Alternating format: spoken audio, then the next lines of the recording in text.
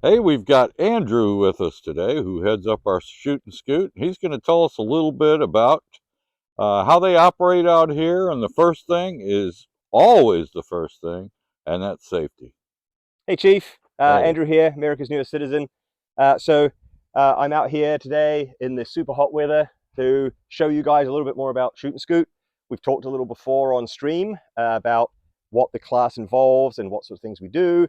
And we got a lot of questions. People wanted to see a little bit more about what it's really like out here and the kind of drills we do and what sort of things we do to make sure that it's safe and everyone has fun. So that's what we're going to talk about today. First thing I want to mention about safety is that unlike the rest of the range, down here, you need to have an RSO with you at all times.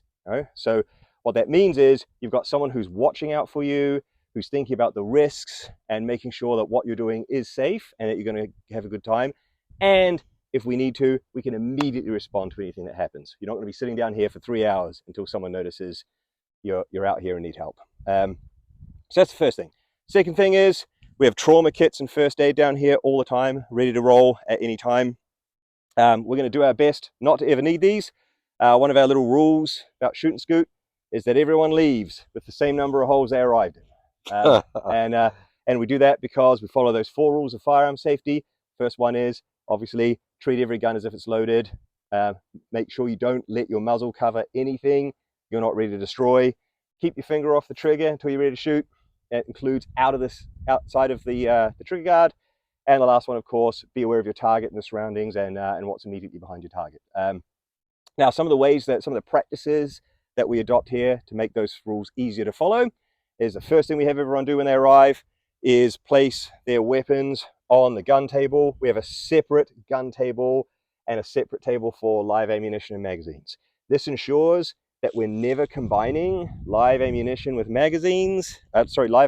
guns until we're ready to shoot. And only the person who's going down range with the RSO is going to have a gun in their hands and going to be able to combine ammunition with that gun and make it ready to shoot. And so everyone will place their guns here. You can see that we lock back the slides, we lock back the bolt. We keep the chambers open so we can visually inspect those, make sure that they're clear, and that is how we leave them.